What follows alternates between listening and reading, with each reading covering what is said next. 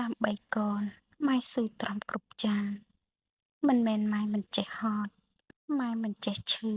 ម៉ែមិនចេះឃ្លាននោះទេតែដើម្បីកូនម៉ែស៊ូទ្រាំអត់ឲ្យតែកូនបានឆ្អែតម៉ែស៊ូទ្រាំលំបាកដើម្បីចង់ឲ្យកូនរស់បានស្រួលម៉ែខំដើម្បីកូនគ្រប់យ៉ាងគិតគូរពីកូនគ្រប់ពេលវេលាក្ដីសុខរបស់កូនស្នាមញញឹមរបស់កូនគឺជាកម្លាំងចិត្តរបស់ម៉ែ ធ្វើឲ្យម៉ែតស៊ូពុះពារមិនខ្លាចនឿយហត់ក្ដីស្រឡាញ់ដែលម៉ែប្រគល់ឲ្យកូនការលះបង់ការខិតខំទាំងកម្លាំងចិត្តកម្លាំងកាយដែលម៉ែផ្ដល់ឲ្យកូនទាំងនេះគឺសុទ្ធតែចេញពីក្ដីស្រឡាញ់